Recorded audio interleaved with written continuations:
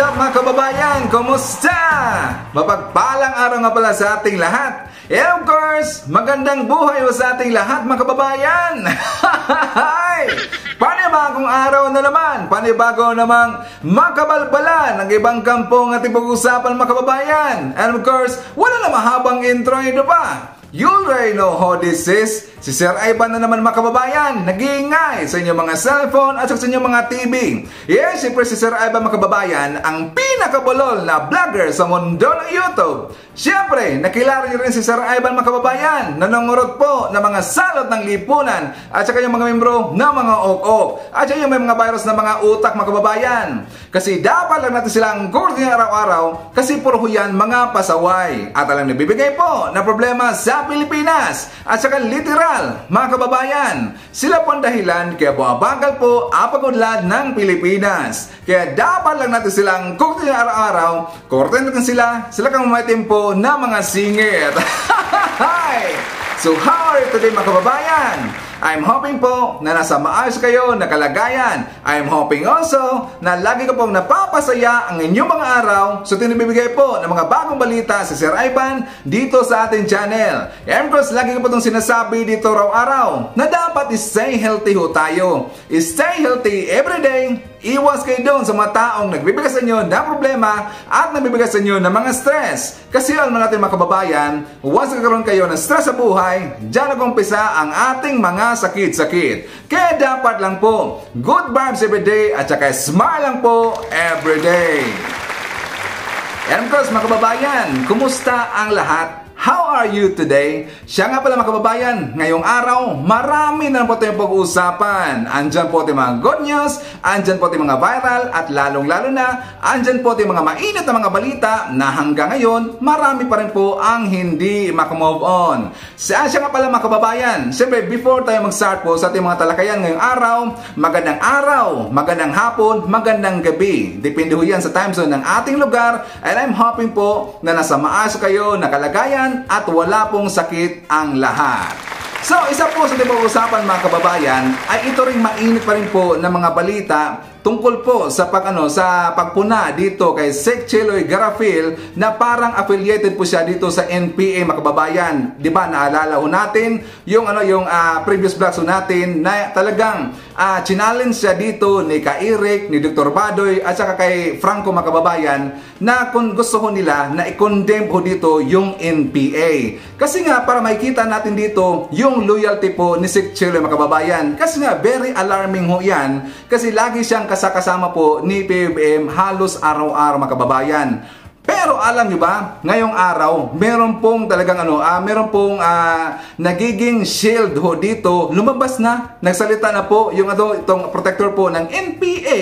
Ay sasabahin pa natin dito na protector ng NPA kasi siya po ang nag-ingay dito mga kababayan. Isa po siyang undersecretary or USIC po. Alam nyo ba? Kinuntak po niya yung SMNI, kinuntak niya si Dr. Badoy, parang gusto na dito na mga kababayan, pinapatahimik niya na wag na daw i-red tag si Sec Cheloy kasi hindi daw membro po ng NPA. Pero alam niyo ba kababayan, nakakagulat po yung sagot dito ni Dr. Badoy at talagang pinapangalanan niya kung sino po ang kumuntak sa kanya na isang USIC mga kababayan. Ganyan po, talaga katapang po si Dr. Badoy. Kasi alam nyo, kung marami po nagsasabi dyan, sabi na, Sir Ivan, baka nanira lang po dito yung SMNI, baka nanira lang po dito yung Laban Kasamaang Bayan, sinisiraan nila si PBBM. Well, kung sa tingin natin mga kababayan na sinisiraan po nila si PBBM, bakit hindi sila pinapatigil po ni Pastor Kibuloy? Diba?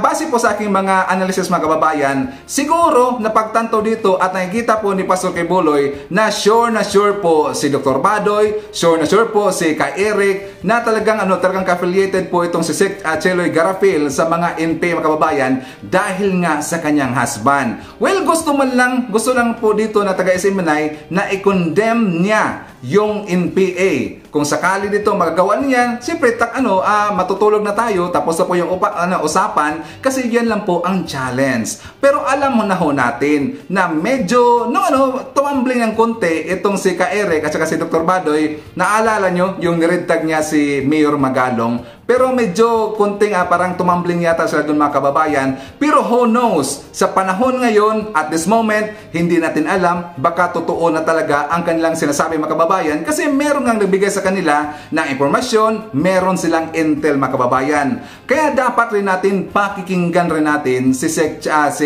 Ka Eric at saka si Dr. Badoy. Kasi nga, alam nyo ba na sinabi dito ni Dr. Badoy na meron pala siyang closed project kasama po si BBM at lagi pong nagpupunta si Dr. Badoy dyan sa Malacanang mga kababayan. Dito niya po sasabihin lahat ang kanilang side at papangalanan niya kung sino po yung undersecretary na dumipensa at naging shield dito ngayon ni Secretary Chiloy Garafel. Awas kababayan, pag-usapan din natin ito ring mainit na balita. Siyempre, ganun pa rin yung tungkol po sa immigration mga kababayan, kasi nagsalitan ho dito yung mismong spokesperson po ng Bureau of Immigration. Malalaman natin dito ang kanilang standard protocol. Kung ilang minutes lang po, ilang seconds or ilang minutes kayo magtatagal diyan po sa immigration, sa kung kini-question na kayo mga kababayan ng immigration. At least alam na ho natin dito kung ano po ang ating i-prepare at alam rin natin kung gaano katagal yung timeline diyan po sa mga questioning po ng immigration officer mga kababayan, at marami pang iba. Alam niyo naman si Sir Ivan, palagi ho tayong merong mga pasabog. Of course, kababayan, siyempre, bago tayo mag-start po sa ating matalakayan ngayong araw, siyempre, kumustahin mo natin at i-shoutout natin ating mga pinalangga po ng mga legends, ang ating mga senior citizen. Hello po, kumusta? I'm hoping po na nasa maayos kayo na kalagayan. Kumustahin rin natin mga kababayan ang mga pinalangga rin natin ng mga Marcos loyalists. And of course, huwag natin kakalimutan, kumustahin rin natin ang ating mga pinalangga po ng mga DDS all over the world. How are you today mga kababayan? And of course, as usual, huwag natin kakalimutan, pasalamatan natin ang Uniteam supporters. Kasi alam niyo mga kababayan, yung Uniteam supporters po, hindi nila iniwan hanggang ngayon si PBBM, si Elisa Aranita Marcos at saka si BP Inday Sara. Thank you so much po sa Uniteam supporters dahil hanggang ngayon, mainit pa rin po ang kanilang suporta sa Marcos administration. Ako sa kababayan, sulitin na natin. Pasalamatan rin natin ang ating mga new subscribers. Thank you so much po for appreciating our channel. Siya nga pala, sa ating mga new subscribers, mga bagong pasok dito sa ating channel, inaanyayahan ko po kasi doon po sa dulo ng ating vlogs ay meron tayong ginagawa po na prayers. Everyone is invited mga kababayan. Kung gusto nyo po sumali sa aming prayers, tapusin nyo ang video na to kasi doon nyo makikita sa dulo ng ating video. Of course, thank you so much also sa ating mga returning viewers, mga solid supporter dito sa ating channel. Thank you so much. So, dito tayo mga kababayan, siyempre good news muna tayo. Alam nyo ba, kanina na naglabas na po ng report ng itong consensus, yung Asian report mga kababayan tungkol dito sa economic growth po ng Pilipinas. Alam niyo ba mga kababayan na pang second ho tayo ang nagkaroon po dito ng fastest growth sa ating ekonomiya or naka-recover kaagad na bansa mga kababayan. Pangalawa ho tayo dito sa Vietnam. Ang Vietnam mga kababayan meron pong 6.5%. Ang Philippines, meron pong 5.7% mga kababayan. Ang Indonesia, 4.9%. Malaysia, 4.3%. And nandyan rin ang Thailand at saka yung Singapore. Tingnan nyo mga kababayan, pang second ho tayo. Fastest na naka-recover po ang ekonomiya, ang Pilipinas. So this is a good news. Talagang naka-recover tayo kaagad. Pero alam nyo kababayan, marami pong nagsasabi kay Sir Ivan na fake news peddlers daw tayo. Mga binabalita doon natin dito ay puro daw fake news. Well, kung duda sila sa ating ibinalita dito mga kababayan, lalong-lalo na po itong sa consensus or C-Stats na inilabas po na report, pwede lang bisitahin po yung website po ng consensus kung duda sila. Inuulit ko dito, pang second ho tayo sa economic growth for this year 2023. So tingnan nyo, talagang ginagawa po ang lahat ng ating mga leader po sa ating bansa, lalong-lalo na si PBBM po. He is doing his best mga kababayan para po umunlad ang bansang Pilipinas. Pero itong mga gunggong mga kababayan, bulag pa rin hanggang ngayon. Ako pa yung pinagsabihan na bulag daw ako at bayarang vlogger. Anyways, ang ginagawa ko dito, ibinabalita lang ho natin dito ang inilabas po ng mga report galing po sa ating mga government agencies. Hindi po fake news yan. Bawal po kay Sir Ivan yung fake news. Medyo allergic ko dyan sa fake news. Kilala ho natin kung sino ang naglalabas lagi ng mga fake news. Di ba kababayan? Well, bisitahin nila yung website kung duda sila dito. Apas kababayan, siyempre dito na tayo sa mainit po na balita. As I said it earlier, na nagsalita na po yung undersecretary na nagiging shield ho dito, nagiging protector ho dito kay Sec Cheloy Badoy, mga kababayan. Sinabihan niya yung SMNI na pinapatahimik na ho sila at talagang kinonfronta, mga kababayan. So, for more details, let's watch this. We identify them na si Maynigo ay CPP, NPA, NDF. Meron kaming testimonies, di ba? Meron talaga. Or pag sinabi namin na si Jennifer Awingan ay CPP, meron kaming pruweba. Pag si Franz Castro ay urban operative ng CPP, NPA, NDF, katulad ni Raul Manuel at ni Arlene Brosas. Lahat yan, meron kaming pruweba. Di ba? And the way we also brought out the issues. Una, nililinaw po namin dito sa SMNI, sa Labang Kasamaang Bayan, ang pagpupuna po sa mga opisyal ng gobyerno at pagpapaabot ng suwestyon at impormasyon ay hindi po pamimersonal at hindi paninirang puri. Ang tawag namin dyan, citizens duty. Kung si Ma'am Lorraine pa, in-extend niya yan, citizens and media duty. Ang pagpapaabot ng tamang punto at impormasyon for the purpose of calling out accountability and transparency, not for the purpose of maligning the person or destroying the image of the government, especially the president. I'll tell you, something happened kasi to me last week. No? Sige, ma'am. Somebody from the office of the executive secretary called me to say, no, he's an undersecretary. He said that we were red tagging daw. We're red tagging dito sa Laban Kasamang Bayan. Over the phone. He's a lawyer. So I said, oh, so you don't know that there's no such thing as red tagging? There's no such thing. The Supreme Court themselves said that there is no danger to life, liberty, and security when you're identified as a member of the CPP, NPA, NDF. That's Zarate v. Aquino, no? 2015. Tama. And then he kind of brushed me off. And then what concerned me was that he said, no, that we are harming the president. No. On the contrary, we are defending the president. It had something to do, Eric and Franco, with us calling out Secretary Cheloy Garafil, no? Na gusto natin ipaliwanag mo at maliwanag kang tumayo dyan at ipakita mo kung sino ka at ano yung loyalty mo, where does it lie? It has to lie with the president, no? And we want that. And you're saying that we are hurting the president, no? On the very contrary, we are protecting and defending our president by asking that accountability to his comms secretary kasi nga yung asawa ay kainuman itong sila Tonyo Cruz. Would you like to show who Tonyo Cruz is? Guys, you show the tweets of Tonyo Cruz kung anong lason ang sinasabi ni Tonyo Cruz tungkol sa ating Pangulo, no, at tungkol sa mga Marcoses. CPP operatiba si Tonyo Cruz. At nag-infiltrate ito sa media. At ma'am, habang inaayos natin ipakita yan, mga tweets niya. Kleptocracy. Yan ang sabi niya, no, tungkol sa ating Pangulo. Latest yata ito, ma'am. Yan. Look. Ayan, Bongbong Marcos in UK. This isn't the latest, Eric. Matagal na ito. This is 2021, At hindi I think. Hindi tinatanggal yata ito. No. Living like a prince, but in truth, palamunin at pabigat sa mamayang Pilipino, appointed by his father as PhilComSat chair and Ilocos Norte governor. And what else? Tonyo Cruz. And ito ay mga kabarkadahan ni Eric Garafil and possibly ni Cheloy Garafil, kasama si Zarate, si Olea, tsaka sila Ella Colmenares at iba pa. And then ito pa yung mga tweets niya, ha? Amy Marcos, now a senator, lived a reckless and wasteful lifestyle when their family ruled the country as kleptocrats. Here's the first thing, that sort of thing. No, it's a system. Why is Marcos being honored a hero now? It's a system failure. The system refused or failed to put the Marcoses in their proper place, in jail. Today's leaders now extol Marcos as model for deception, plunder, and tyranny. And then another tweet from Tonyo Cruz. And that's he's a columnist kasi in Manila Bulletin, but he's his other tweet.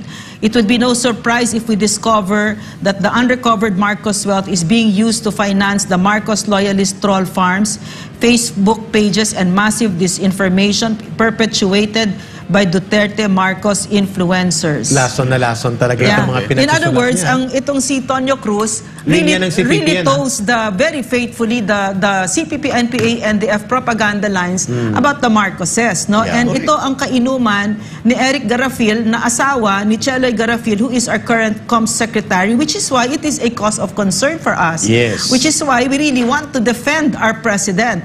Please condemn the CPP, NPA, and the F so that we know unequivocally where you stand. Correct. Ma'am, ang tanong namin ni Brother Franco, we will not making you be on the spotlight right away. Are you at liberty to name this undersecretary na nagmaniobra na parang palabasin na sinesensor niya ang program ng Labang Kasamang Bayan, which hindi ginagawa ng SMNI family, ng editorial authority at ni Pastor Kibuloy sa atin, for as long as we are sure of the truth that we stand on? Are you at liberty o hindi mo na? No, he's a public servant, so I'll say it. Sige, It's ma'am. Yusek Roy Cervantes, no? Yusek Roy Roy Cervantes. Cervantes, yeah. Again, the name is Yusek Roy Cervantes at ito rin ang pangalan, ma'am. If you are sure about the name at kilala mo naman ito yung pangalan na lumalabas na kasama ni Secretary Cheloy Garafil na humarap sa CPP operative na si Moody Floranda sa kanilang sa Piston at sa diskartidor na mananabotahin ng ekonomiya na Manibela Group ni Marbal Buena upang sila ay pagbigyan ng kung anong pabor ang nangyari doon na hindi transparent. Now, we salute Ma'am Lorraine for naming this name, Yusek Roy Cervantes. Sir, ano po ang napag-usapan ninyo doon sa pagmi-meeting na yon sa mga CPP operative sa Malacanang? May sanction ba yon ni Pangulong Bongbong Marcos? Ano ang inyong naibigay kung mayroon man na konsesyon sa likod ng knowledge ng mamamayan? At ngayon may mayroon ka pang guts, malakas ang loob mo para pagsabihan si Ma'am Lorraine Badoy, the way she describes it, na gusto nyong idaan muna sa iyo. And parang that's a misrepresentation of the ES, no? Because I know ES Bersamin and he's really wonderful. I really look up to him. I respect him. Yes. And that's a misrepresentation kasi bakit dadaan sa office of the ES ang media? Yeah. Libre ang media, free kami. Yung freedom of expression, no? Agree. Yeah. Brother Franco, your take on this, very adelantado, no? Kung ang term nga ng iba, may kahambugan na pagtawag ng panawagan para ipatigil ang paglalantad at panawagang maging accountable at transparent ang office ni Secretary Garafil sa Presidential Communications Office kasamang asawa niya sa kanilang pakikipag-chami-chami sa mga CPP, NPA, and the urban operatives. Brother Franco, your take on this. Yes, kaya Eric, Ma'am Lorraine, baka hindi alam ng secretary na yan kung anong trabaho ng isang mamamahayag. Una sa lahat, ang mamamahayag, ang trabaho natin ay tulungan ng ating gobyerno, ready for nation building, and to help the people, giving them the right information what's happening in the government. And this is just an alarming situation of what we have seen through the pictures. Because those go ahead. those are like notorious CPP, Yes. NPA personalities. Apat yun, Yeah. Operatives. Ulitin namin si Zarate, no notorious government agitator ito para pabagsakin ng gobyerno. Walang duda, Communist Party kadre yan. Si Tonyo Cruz, ganun din infiltrator to ng Communist Party sa media. Si Ella Colmenares. Ang isa pa si Len Olea ng bulatlat.com at mga Pinoy Weekly. Ang mga grupong ito ay operatiba ng CPP, NPA, and the Brother Franco, go ahead. And let's just put it this way, okay, para fair tayo.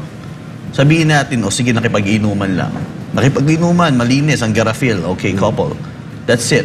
And you can let the public know at least para maging aware dahil karapatan din ng tao na malaman ang katotohanan sa likod ng mga larawan na yan. And kasi na-aware din tayo regular. O regular. Every Tuesday. Yeah. And may every back Tuesday. channel talks pa na lumalabas. Pwede naman sila magsalita sa ganyan. Yes. Kaya tayo, malinis ang ating hangarin na ang ating pagbibigay ng impormasyon ay para sa kabutihan ng ating Pangulo. Wala nang iba. Tama. Hindi kami ng red tag. Ito ang una sa gusto namin, nire-respeto po namin ang, syempre, ang sitwasyon ng ating administrasyon.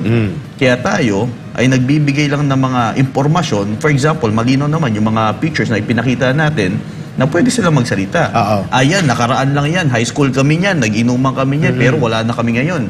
Matagal na akong miyembro. Pwede naman. Mas madaling ganun. Opo. Para malinis, di ba?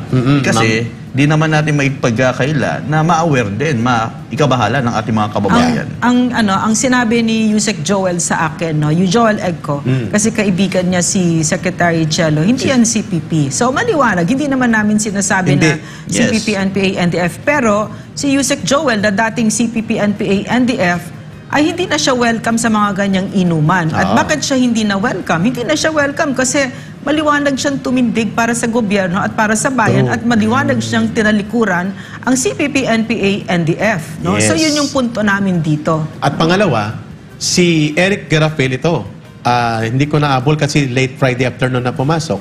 Si Eric Garafil had been a candidate member of the Communist Party of the Philippines, ang asawa. And he had been a protege of Julius Fortuna, a top CPP cadre. Top Ang tanong CPP ngayon kay Eric Garafil, dahil ikaw ay asawa ni Sheloy Garafil at lumalabas na ikaw ang pinakalinya papunta sa CPP, NPA, NDF at hindi namin alam kung ang iyong asawa katsami din nila, subalit ikaw ay nakakalangoy sa loob ng Presidential Communications Office. At binabanggit namin ang panawagan dito, very categorical. Yusek Cervantes, pakinggan niyo po ito. Dapat pati ikaw kasama dito. Kung kayo ay nangangalaga sa kapakanan at kaligtasan ni Pangulong Bongbong Marcos Jr.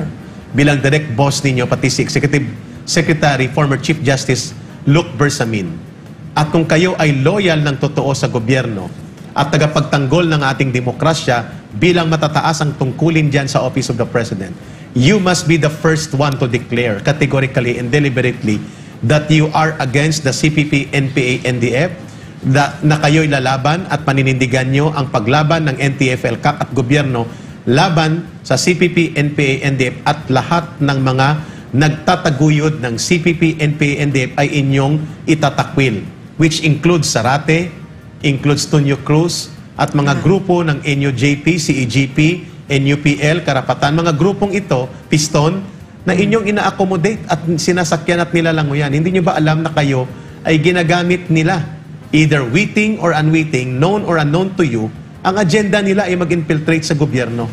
Wasakin at sirain ang administrasyon ni Pangulong Bongbong Marcos. At nakita nyo naman ang mga tweet at post ni Tonyo Cruz. Very Wala poisonous. pa nga yun eh. Wala pa nga Very yun poisonous. eh. Yeah. Parang, Oo. in other words, Eric, na sinasabi natin, ito mga urban operatives, nabubuhay sila para sirain ang gobyerno, para sirain si Bongbong Marcos, True. ang ating Pangulo. Every waking hour, you can be sure, every second of their waking hour is spent thinking of ways to destroy President Bongbong Marcos. No? Ang nakakabahala, tatawag ang isang undersecretary representing the office of the executive secretary ni former Chief Justice Luke Bersamin, na ang tono niya ba't hindi dinaan sa kanya, sa kanila. Hindi yun yung tono, yun ikinlear. yung clear message. Message Yung talaga. Very clear, no? Ba't hindi kayo dumaan sa amin? Ayun. Yeah. Kailan po kayo naging authority of editorial censorship and policy censorship para sa SMNI at sa Laban Kasamang Bayan, Yusek Cervantes? Si Pastor Kibuloy nga hindi nakikialam sa atin. Si Pastor, ang guidance ay very simple. Stand for truth. The truth will stand. And it will not be denied for you to speak about the truth. Yun lang ang sinasabi ni Pastor dito. Yeah. Can I add something, ha? I work closely with the Marcos government. There are some projects that I work with, no, with them. And it's because I really, a lot of it is on a volunteer basis. Tama. And it's really because I want to see our president succeed. I love so much his vision, no, that he wants every Filipino to be proud of his or her country. And how can you be proud of a country where your children die as terrorists by the thousands? No? Correct. So Agree. napakalinaw nito sa akin. No? So in other words, marami akong katrabaho sa Marcos administration. At kaya namin ito kina-call out because we do want to defend and protect our Correct. president. No? Brother Franco, your take on this attempt at censorship na inirelay direct message ni Yusek Roy Cervantes na involved dito sa back channel o questionable dealings nila ni Sheloy Garafil sa mga operatiba ng CPP, NPA, NDF, lalo na yung piston na nananabutahi at nagbablackmail sa gobyerno, pinaunlakan nila at minaniobra nila ito. Brother At saka may halong panakot pa, no, na parang sinabi niya bandang huli, no, okay, I'll just tell the ES about this. Okay. Imagine No, really? Really? Ipapasarado mo ang Takutin ako ng SMNI ganyan? Yeah. at ang laban kasamang bayan, Brother Franco. And I know that's a misrepresentation because the ES is a man of the law and a very fair and just man, no? Very competent enough for his position to know prudence, diligence, and propriety in his actions, Brother Franco. Kaya nga, we hope Eric, no, that this message that we're bringing to the people will not going to be filtered by someone there. Maganda mapanood to ng ating Pangulo na malinaw ang ating linya. Kasi mahirap pag nababaluktot na ito nasasala. Especially, ang ating impormasyon ay para naman sa ikabubuti talaga. Ng buong pamahalaan. Ng buong pamahalaan. At isipin na lang natin Eric, paano kung mali ba na magbigay ng impormasyon sa mga ganitong klaseng sensitive issues na talaga namang kinakailangan natin malaman. Isipin mo na lang kung wala tayong pakialam. Yung apathy na ating tinatawag Eric, wala. Yes. Paano na yung bansa? Pwede siya madisgrasya. Meron akong idadagdag ha. Yeah. I'm actually very close to the ES, the office of the ES. I know a lot of them there, no? And I had to ask myself, how serious are you in ending this, di ba? Gusto mo mag-chami-chami, berks, ganyan, di ba? Barkada, kaibigan kayo dyan. Pero ang natutunan ko kay Pangulong Duterte, walang kaibigan pagdating sa ating bansa. Tama. At gaano tayo kaseryoso para tapusin ito. Napakaseryoso namin dito. Tatapusin natin ito. And we're going to call out any public official that tries to obstruct and get in our way. Correct. And we would like to remind you, Roy Cervantes, sir, kung nakikinig kayo or mapapakinggan nyo ito, the infiltration of the government by the CPP, NPA, and DEP is a very serious and alarming pattern. In fact, before pa namin ito i-expose, in 2016-2017, into the early part of 2018, nandyan po sila sa loob ng Malacanang.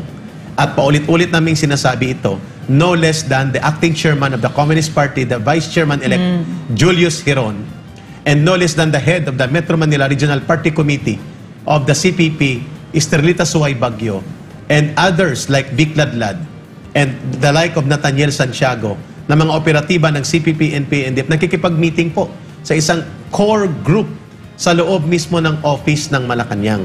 And isa dyan po na pininfiltrate nila dati yung office ni CABSEC, Cabinet Secretary June Ibasco. Yes. At ito ay nilantad natin kay Pangulong Duterte, and Duterte government by the head of the President, siya mismo, wala pang 3 araw, pinagtatanggal silang lahat. Ma'am Lorraine, it was a decisive action on the part of President Duterte. At sapagkat ito ay nanggaling sa validated information, vetted information ang pumasok. So wag mong maliitin, Yusek Roy Cervantes, ang ganito mga information. Do not look at the messenger. Analyze and be circumspect and prudent enough and exercise due diligence on the message that we deliver. Again, if you protect the President by the truest sense of your loyalty, you have to be accountable and transparent for all your actions, including si Secretary Garafil. Kaya nananawagan kami sa iyo, anong inyong ginagawa at pinagsasabi nung kayo'y nakipagpulong sa mga mananabutahe galing sa CPP, NPA, NDF, sa grupong Piston at Manibela? Ano ang magpipigil sa CPP para kayo i-blackmail at i-hostage ang ekonomiya natin sa kanilang walang saysay na welga-welgahan para lang pagkapirahan? And yet in-accommodate nyo. And now, we're exposing to you na si Eric Garapil, na dating CPP candidate member na asawa ni Cheloy Garapil, ay nakikipag-chami-chami regularly.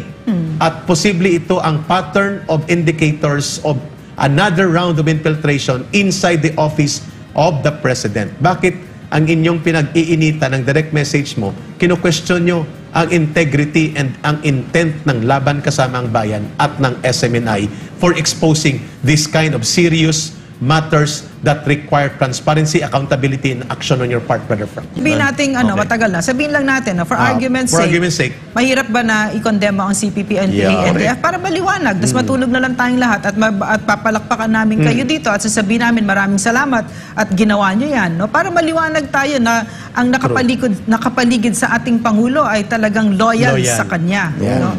Alam niyo mga kababayan, meron ho nag-message doon sa previous vlogs natin. Sabi niya, Sir Ivan, itong tungkol po sa sa pag-red-tag po ng SMNI kay Sec. Cheloy Garapil, ako lang daw yung nagbalita ito mga kababayan. Sa lahat daw nila na pinanood po ng mga Marcos vlogger, si Sir Ivan lang daw yung nag-disseminate dito na information na to. Alam nyo kababayan, hindi ko alam kung hindi ko siya nakita eh. Alam nyo kababayan, sa tingin ko dito, hindi po ito paninira po kay PBBM. Correct me if I'm wrong. Hindi mga kababayan. Alam nyo si Sir Ivan, isa po akong Marcos vlogger, isa rin akong or Marcos supporter, isa rin akong Duterte supporter. May loyalty na andyan po kay PBBM, kay Felisa Aranita Marcos, kay BP Sara, at saka sa lahat po ng mga Marcos, at saka sa lahat rin ng mga Duterte. Nakikita ko dito kasi mga kababayan na meron silang mga konkretong ebidensya. Like for example, ikaw po, babae po na na asawa, kung yung husband mo ay affiliated po ng NPA, do you think hindi ka loyal sa iyong asawa? Ganyan po kasi ang sitwasyon mga kababayan. Kaya tinulungan ko yung Laban Kasamang Bayan, ang SMNI, para i-disseminate po itong information na ito para po malaman ni PBBM. At gusto kong malaman niya na meron talagang mga salot po sa kanyang mga gilid-gilid. Uulitin ko, ang aking loyalty nandyan po kay PBBM. Siyempre gusto ko rin tirahin mga kababayan kung meron tayong nakikita po na merong kapulastugan, mga salot nandyan sa kanilang gilid-gilid, dapat batikusin natin yung mga nakapalibot po kay PBBM mga kababayan. We have to protect PBBM at all cost. At dahil lang dito sa ating ginagawa, siyempre maraming makita at marami na dito na makapansin po at makapagsabi po kay PBBM. Diba? Dumating na po or nakaabot na po sa tanggapan po ng presidente. Kaya nga ito nag-ingay ngayon si Yusek Roy Cervantes kasi pinuprotektahan niya si Sec Cheloy Garafil. Pero very easy lang naman po ang challenge po ng SMNI na i-condemn lang naman niya yung NPA. Pwede niya sabihin, very simple lang mga kababayan, na i-condemn niya yung NPA. Kami nga dito, si Sir Ivan nga, hindi ko madalang isip na i-condemn ko yung mga NPA kasi mga salot niya ng lipunan. At totoo naman talaga na mga salot sila ng lipunan. Sila po ang dahilan kaya po bumagsak yung si Apulacay dahil po yan sa mga NPA mga kababayan. Siyempre, i-condemn ko dito yung NPA, pasawa yan tsaka salot yan Simple as that. Yan lang po ang gagawin po ni Sec Cheloy Garafil. Mahirap ba yan? Di ba mga kababayan? So of course, siyempre, ipagpatuloy pa rin natin dito, ibalita natin dito at ikakalat natin ang mga video na to tungkol dito kay Sec Cheloy Garafil, sekretary po ng PCO, at yang gunggong na yan na si Yusek Roy Cervantes. Okay ba mga kababayan? Siyempre, bago tayo mag-jump po sa ating next topic, kumustahin natin, shoutout natin ating mga solid viewers, mga silent viewers, at yung mga viewers po na hindi nag-skip ng ads, si Sir Ivan, thank you so much.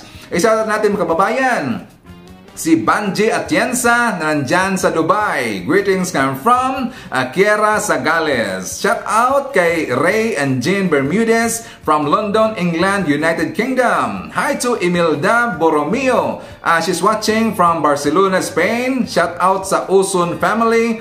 Greetings from Efren Oson. Hi to Bungalan family of Kupang, Muntinlupa City. Greetings from Lito Bungalan. Hi to, shoutout nga pala sa Iglesia ni Cristo na nandyan sa Qatar, kay Ding Albero. Greetings from Rodolfo Albero. Shoutout nga pala sa lahat po ng mga membro ng Iglesia ni Cristo. Kumusta po ang lahat? Shoutout rin natin si Ferdinand Casiliano. Nandyan rin si Auri Antonio TV at sa kanyang family. Dyan sa Siyempre Viva Malig Isabella. Shoutout sa kay Gemaline Davis from Scotland. Shoutout sa kanyang family sa Pampanga, Davis and Manarang family. Hi to James Valdez. Nandyan rin si Juby Montero. Nandyan rin si Raul Balyarta. Hi to Teresa De La Cruz from Isabela. Hi to Maricres Hernandez. Nandyan rin si Milagros Derilo, si Sonia Darnaila. Hi to Angie Miranda. And shout out kay Barkadahan, Forever FM, to Munez Borromeo, and hi to Jemalen Davis.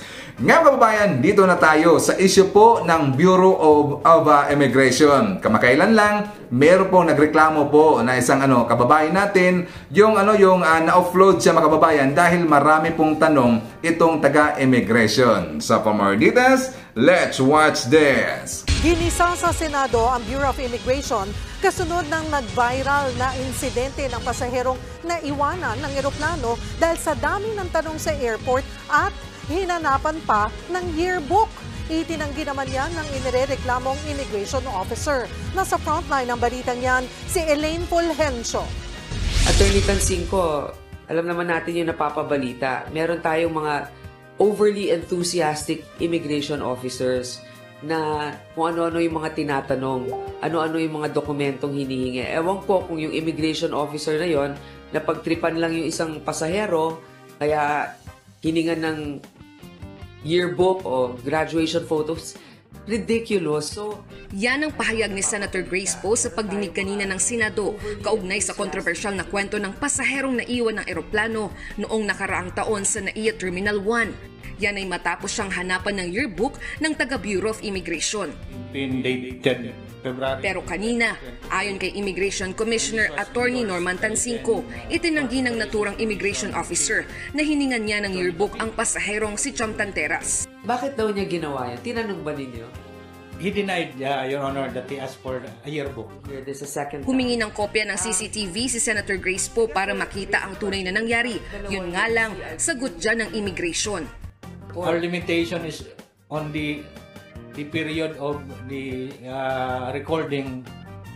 We only have also 30 days recording Alam mo, dapat capacity. talaga may information campaign tayo sa mga pasahero. Kung may irregularidad, dapat less than 30 days i-report na nila. Hindi rin pinalampas si Senator Raffy Tulfo ang aniyay mali at nakakaabalang sistemang ito. Dagdag pa ni Tulfo, may kinikilingan ang mga immigration officer. Pag foreign nationals, walang screening na nagaganap. Iniskortan pa, papasok na eroplano. Bakit? Dahil itong mga foreign nationals may pera, may panlagay, at itong mga pobre nating kababayan na taxpayers na nagpapasweldo sa ating mga taga-gobyerno, haharangin at papahiyain at hindi pa sasakyan ng eroplano. Nauna nang humingi ng paumanhin ng BI kay Tanteras. Na-relieve na rin sa pwesto ang sangkot na immigration officer.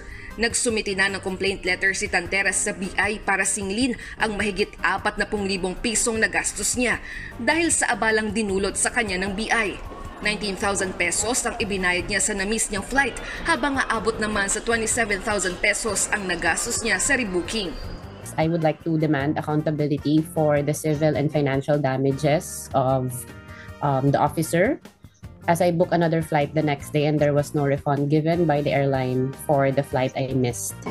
Wala pa raw ditong tugon ang Bureau of Immigration, kaya plano ni Tanteras sakaling hindi pa rin sagutin ng BI ang kanyang reklamo, iaakyat na raw niya ito sa Office of the Ombudsman. Kaya mga kababayan, para malaman ho natin clearly kung ano ba yung protocol po ng Bureau of Immigration. Dapat meron ako ipapakita sa inyo na isang video. Malalaman natin dito mga kababayan kung ano po ang ating i-prepare na mga documents. At yung expected natin kung yung length of time, either ilang minutes ba, kailangan po ilang minutes or ilang pong mga seconds na tayo po ay imbestigahan mga kababayan. Nandyan po yan sa kanilang protocol, standard protocol. So dapat sa aking mga kababayan dyan, kung gusto nyo kung may plano kayo na pumunta po sa ibang bansa or yung mag-tourist kayo sa ibang bansa, dapat malaman ho natin to. So for more details, let's watch this. Sir Melvin, meron bang standard na time sa pag-i-interview bawat individual? Tapos sa ating primary inspection, yung nakikita po natin na counter, international standard natin, 45 seconds po yan. At pag in-endorse po kayo for sa secondary inspection, medyo longer po yan. May panahon po umuabot ng 5 to 10 minutes. Kaya depende din po yan sa ating mga pasahero na sometimes hindi sila cooperative sa immigration officer. At nakikita din natin baka on the part sa immigration, hindi masyado naming na-explain ano ang purpose, bakit sila ay na-refer for secondary inspection. Kaya tinitingnan natin dyan at para mas ma-improve pa rin at mas maintindihan ng ating mga kababayan. Dyan po natin binabalance din po natin na ma-facilitate ng mas mabilis but at the same time ma-perform natin ang ating mandato. Naintindihan natin ang trabaho ng isang immigration officer dahil kung may makalusot sa inyo, libaw, nakapunta doon sa ibang bansa, syempre yung bansa na yon kakastiguhin yung Pilipinas. So bakit nyo pinalusot ito? Or either, kung may mga taga-ibang bansa nakapunta rito, sabi nyo nga, dala nila kasi mayroong mga issue na rin ngayon, yung mga peking mga passport nakakapasok dito sa bansa. Kayo rin yung sisisihin. Siguro yung pagbalanse lang po. Ngayon, dati, ang advice ng taga-NAIA sa mga pasahero, domestic man o international yung kanilang flight, at least 2-3 oras pupunta na dapat or nasa airport na kasi nga hindi mo, lalo na dito sa Metro Manila. So kasama na rin po dyan, sir, yung maliban sa mahabang pila, susuong ka sa traffic, possible pa dito sa mga mahaba-habang mga interogasyon ng Bureau of Immigration. Opo, dapat kasama din po yan sa kinukonsider ng ating mga kababayan na possibility na kung ma-refer ka man, kailangan mo talaga ng time. At after kasi ng immigration, magkakaroon pa rin ng isang pila that is final inspection sa ating x-ray that would require another time. Kaya talaga we are very grateful din sa MIA, sa Manila International Airport Authorities. Kasi talagang very sila sa planning. May mga plano na kung saan magdagdag ng mga counters para mas maparami pa yung mga immigration officers, kasi we have to understand, though may tao kami na pwedeng ilagay sa ating mga counters para mag-process, kung wala namang available na counters, at natutugunan niya ng ating MIA. At the same time din po, ang ini-encourage po ng MIA natin na even to relocate, to use Clark International Airport para naman po mas maparami at ma-distribute natin ang ating mga pasahero. Ang nangyayari po kasi, sa dami sa volume ng pasahero at sabay-sabay na aalis, na kahit puno yung ating counters, at talaga pong may mga pasahero na hindi makakaabot dahil sa volume ng passengers. Yan po ang nangyayari sa ating mga paliparan ngayon. Sir, ano lang po ba yung dapat na dala-dala ng isang pasahero? Kasi sinasabi nga magiging kahit saan, no? Siguro na mga pagproseso sa mga dokumento, mag-apply ka man ng business permit o kung anong uri ng permit, kukuha ka ng passport, may mga kinakailangang dokumento yan. Pag sila po ay lilipad na, lalo na sa ibang bansa, babiyahe papunta sa ibang bansa, ano-ano lang po yung dala talaga nila? At malinaw ba ito sa kanilang pagkuha pa lang ng passport na pagbabiyahe ka, dapat meron kang dala-dala nito at hindi ka padadalhin ng yearbook at mga diploma? Opo, huwag po kayong magdala ng yearbook at diploma. Baka yung yearbook makita mo na hindi mo gustuhan yung picture mo nung una. Ito lang yung general requirement po. Kung mag-aalis po kayo ng ating bansa, dapat mayroon po kayong valid passport, at least 6 months valid, kasi may mga bansa tayo na below 6 months hindi ka na pinapapasok. Kailangan po may return ticket. Kung ikaw po ay turista, may return ticket ka, o kung ang bansa na pupuntahan ay requiring to secure entry visa, that is for tourism. Pero kung ikaw naman ay tourist ka, pero ikaw ay government employee, mandato din po ng bawat government employee to secure travel authority. Kahit personal travel lang po yan. At may pagkakataon hindi nakakaalis, nagtatrabaho sa gobyerno dahil personal travel lang daw, pero hindi kumuha ng travel authority. Hindi po kayo papasakay ng immigration kasi mandato yan, lalo from the government employees na nasa executive branch, kailangan din po talaga ng travel authority. Kung ikaw naman po ay aalis ng bansa na ang kasama mo ay below 18 years old, na kung saan hindi mo naman siya anak, pamangkin lang, ako lang, walang kasamang parents, na isang Filipino citizen yung bata, dapat po mayroon dyan DSWD travel clearance. Kung wala, hindi po kayo paalisin yan. Yan po ang mga basic na mga requirement ng ating mga kababayan. At we have to understand that may panahon na kung kayo ay, ang dokumento nyo, kailangan din po kayong tanungin ng ating mga Bureau of Immigration personnels, ng ating immigration officers. Kasi dapat handa din po kayo, alam nyo kung saan kayo pupunta, alam din nyo kung may ticket kayo, ipakita nyo, just be prepared when going to the airport for your travel, para sa international travel. Sir, nabanggit nyo kanina sa primary, yung pinakauna, mga nasa hindi abot ng 1 minuto yung pagtatanong. Tapos yung sa secondary naman na screening, medyo doon yung mahaba-haba. Pero nasa 15 minutes lang. So kailangan talaga, kumbaga hindi ito maabot ng oras talaga, sir.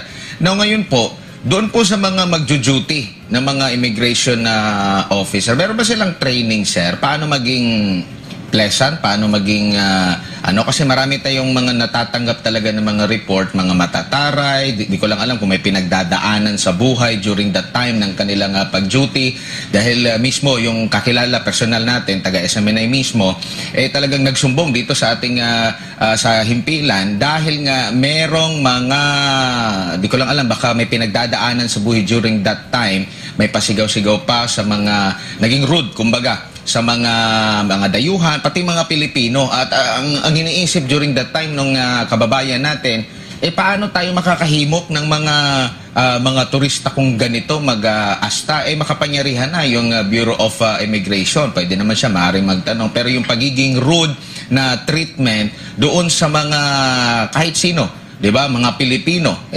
taxpayer na mga Pilipino, parang mali naman po ata yun. Meron ba kayong mga training na mga ganyan? Kasi maya't maya, meron tayong mga naririnig na ganyan, sir. Pero meron ba tayong training para hindi nila madala kung ano man yung mga pinagdadaanan nila sa buhay doon mismo sa trabaho or sadyang ganun lang talaga sila? Opo, may nababalitaan kami na ganyan. At pag may nagkakaroon po ng investigation sa mga pangyayaring mga rude behavior at talagang we do not allow that. Public servant po tayo. Dapat you have to discharge your service with utmost respect sa ating mga pasahero regardless kung sino man sila. At kung mayroon tayong mga training sundat, kaya nga po pag may na-identify at may complaint at may reklamo na-identify ng ating Bureau of Immigration, sila po ay nag-undergo ng training with our Center for Training and Research. Tinitingnan din po na, though mayroon tayong, hindi naman to lahat ng mga immigration officer, mayroon talaga tayong nakikita na medyo hindi tama yung kanilang pag-conduct ng kanilang performance being a border control inspector. Pero kaagad-agad po pag malaman natin, kaagad-agad po natin inimbestigahan at binibigyan ng kaukulang penalty on this. However, on the part sa ating mga kababayan, kung mayroon naman po kayong mga complaints regarding this, mayroon po tayong email website na kung saan pwede naman ninyo ipaalam sa amin para din po matulungan natin at may-remind natin ang ating mga empleyado na they have to perform their duties well with utmost respect sa kanilang mandato. And kasi nga, sa sobrang makapangyarihan sila, sasabihan pa yung mga pasahero. Ito, merong lang kami message sa akin na personal talagang kakilala. Sinasabi pa na baka i-revoke ko yung passport mo, yung mga ganyan na mga banta. Sir, once na na-offload ka or hindi ka nakasakay sa eroplano dahil nga sa mahabang pagbusisi ng Bureau of Immigration, sino yung sasagot, sir? Yung disturbance fee. Dahil yung nagreklamo po pala, may flight siya pa Israel. Hindi siya nakasakay, 19,000 pesos yung kanyang ibinayad. Tapos, nag-book siya ulit, 27,000 pesos na yung kanyang ibinayad. No, ngayon, humihingi siya ng, kumbaga, kabayaran, financial damages. Tutugunan po ba yan ng Bureau of Immigration? Alam po ninyo, sir, this is ang Bureau of Immigration ay nagpapatupad lang po ng mandato na nasa batas ng RA 10364, yung strict departure policy. Hindi ko po masagot ang mga katanungan yan considering na ang tinitingnan po natin, nagkaroon ba ng hindi tamang pagtatanong considering na ang secondary inspection is a process na required talaga para mas maprotektahan ang ating mga kababayan. Nagkaroon lamang ng hindi magandang line of questioning na nangyari. Kaya dyan po tinitingnan ng ating opisina at nagkaroon po tayo ng investigation. Nirecall na po natin ang ating immigration officer na involved at ongoing po yung pag-iimbestiga ng ating opisina. Kung ang pambansang pulisya, sir, ay hinihimok na ngayon at inuobliga na magsuot ng mga body cam sa kanilang mga operasyon, pwede po ba sa Bureau of Immigration na magkaroon ng sariling recording? Pwede bang makapag-record si biyahero? Pwede rin po bang mag-record ang taga Bureau of Immigration? Kasi parang ganito, mas mapapadali yung investigation ninyo, kung alam ninyo kung ano po yung mga napag-uusapan during doon sa pag-usap sa pagitan ng biyahero at saka mismo yung immigration officer. Maaari bang i-record yun, sir? Bilang ebidensya na rin kasi para may hawak din yung isang biyahero na, oy, binastos ako nito. Hindi maganda yung pagturing sa akin, ganito yung pagsagot ko. And makakatulong din yan sa inyo sa pag-iimbestiga kung naging rude ba o hindi, o miscommunication lang, misinterpretation. At the same time, pwede bang kayo na lang din magkaroon ng kopya ng record ng pag-uusap talaga para malaman nyo talaga kung tama ba ang line of questioning na at relevant ba o baka irrelevant na yung iba pang mga pagtatanong ng mga officer. Opo, salamat po, magandang suggestion. At the same time po, nasa pipeline na talaga po yan ng ating Bureau of Immigration to procure po mga body cam para mas makita ng ating opisina. At alam po ninyo, ako before, nasa operations din po ako to protect myself at to protect din yung ini-interview ko. Nagpapaalam po ako sa kanya na kung pwede i-record namin ang ating conversation at interview. So far, pag recorded po, nag-aalangan po yung nag-interview yung officer at the same time din po yung pasahero. Kasi nakikita natin pag recorded, talagang wala kang makikitang masyadong reklamo. Kasi it's the experience talaga, nag-iingat ang bawat ini-interview at ang nag-i-interview sa kanilang sinasabi. And that's good suggestion at sabi ko pa nga, nasa pipeline na po ito ng ating Bureau of Immigration for the body cam. Okay, so mga kababayan, yan po ating mga nakalap po na balita ngayong araw. Siyempre, shoutout rin natin ating mga solid supporter, mga solid viewers. Hi to Ma'am Feli, Germany. Nandyan rin si Jeline Quezon.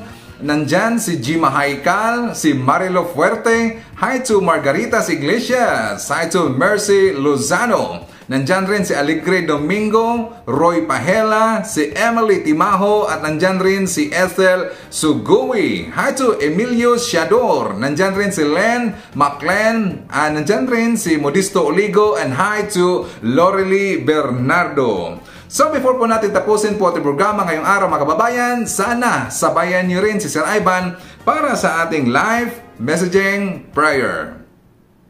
Dear Lord, thank you for another beautiful sunrise. Every breath I take is a gift from you, and I won't take it for granted. Thank you, Lord, for giving me the strength to overcome all challenges in life. Indeed, I can do all things because of your strength. My only request today, Lord, that you will always keep my family safe and healthy. May this day be filled with healing, blessings, and miracles. In Jesus' name, I pray. Amen. So maraming salamat mga kababayan, and I hope to see you again on my next video. BBM Sara! BBM Sara! Pagkakaisa patungo sa ginhawa. BBM Sara! BBM Sara! Para sa kinabukasan naming mga bata. BBM Sara! BBM Sara! Walang imposible na kapag nagsama-sama. BBM Sara! BBM Sara! Ang presidente at ang bisi na mahal ang